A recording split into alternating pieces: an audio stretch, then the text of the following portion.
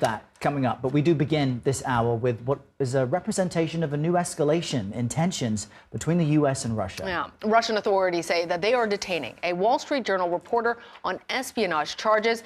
Evan Gershkovich is based in Moscow, but detained by the Federal Security Service in central Russia, more than 1,000 miles east of the capital.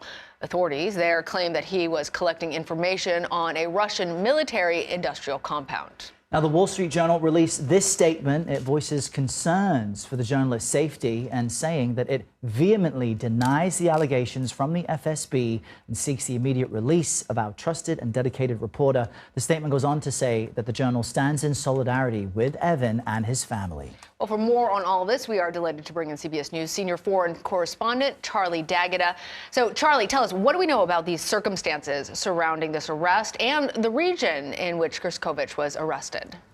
Yeah, well, Lana, it's because of where he was arrested and where he was detained, which is why he was detained, including why the FSB has said, the Russian intelligence services has said why he's been detained. So it was in the Ural Mountains. This is more than 1,000 miles east of Moscow, as you pointed out. Russian intelligence services say he was detained while attempting to obtain classified information about Russia's military. The Kremlin spokesman said he was caught red-handed. Those are his words.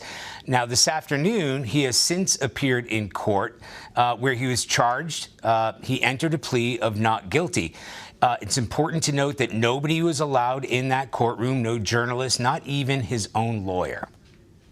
Now, what's interesting, Charlie, is as we look at Gershkovich and his reporting history, immediately there doesn't seem to be anything out of the ordinary. But in Russia, didn't it pass laws or guidelines that if any journalist, anyone reported critically, effectively about the government, they may face some type of repercussions?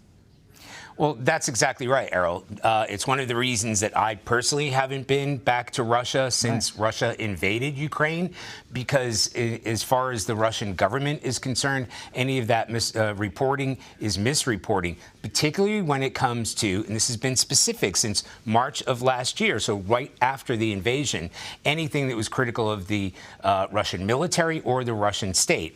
Now, he has been working with the Wall Street Journal since January of last year, so right about the same time. But before that, he had years of working with other organizations. He worked for the Moscow Times. He worked for the AFP, the news agency within Russia. Our colleagues who have been covering this story for us say that the court found that all of his journalism credentials were in order. So that's not the issue. It's what he was doing outside the bounds of journalism, at least according to Russian intelligence agencies.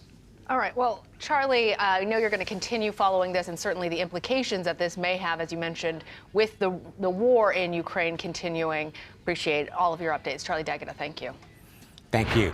We continue to cover this now and bring in CBS News correspondent Christina Ruffini. As you will see, she is joining us from the White House today.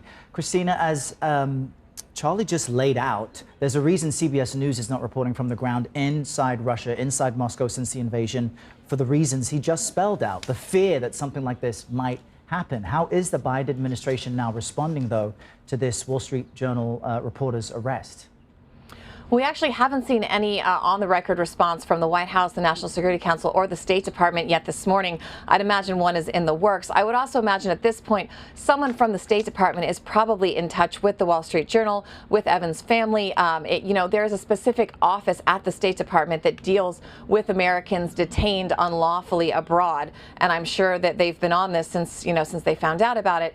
But the part that is concerning is that espionage charge, because we've seen that with other cases in Russia, Paul Whelan among them. That's a charge they don't levy lightly, and it's a very highly political charge. And we've seen them take these Americans, charge them with espionage, and then kind of hold them up as this big catch, this big prize that they've gotten. So, of course, the Journal vehemently denies these charges. I'm sure Evan would as well if anybody could talk to him. But as you mentioned, he hasn't even been able to have his own lawyer with him in these so-called proceedings. And keep in mind, in these courts, in these trials, it's not innocent until proven guilty. It's not even guilty. It's mostly guilty until proven guilty. So what you have to deal with now is, what is the best way to facilitate this? What is the smartest way to play this out? And you have to ask what Russia is doing here and what they want in return. And it's not always proved guilty. Sometimes, Christina, it seems like it is presumed guilty and then declared guilty. You mentioned Paul Whelan and how Americans have been used as a prize, which I think is an interesting framing of it. But an American journalist hasn't been arrested in Russia on espionage charges since the Cold War. Tell us, as people, our viewers, remember watching Brittany Griner and seeing how that played out as a proxy in many ways for the greater fight between Russia and Ukraine and the rest of the Western Hemisphere and the United States. So tell us what might happen next for Gershkovich and how this might factor into international relations between the White House and the Kremlin. Well, it's certainly not good. I mean, picking up an accredited journalist from a major publication is a really aggressive step, and it's something that we have not seen. So we're going to have to stop and think about what would precipitate this, why Moscow would go to this step. You know, so far we haven't seen the Russian ambassador be called in to talk to U.S. officials. I'd imagine that will be happening shortly. And even if they have this person, you know, if they're taking this reporter to hold, you know, as a chip that they can play later, what do they want, right? They already got, we already saw the release of Victor Bout, who was that legendary international arms dealer, in exchange for Brittany Griner. There was one other high-profile Russian who's being detained in Germany that was on the table as an ass, and the Germans said they would not give that person up. Is this the Russians trying to get more leverage? Is this the Russians just waiting in case they need someone at some point? Or is this Moscow's way of really making life harder for the Biden administration, who has consistently tried to crack down on Moscow's action in Ukraine? All right, we'll continue to follow this closely. Christina Ruffini joining us from the White House. Thank you. Thank you, guys.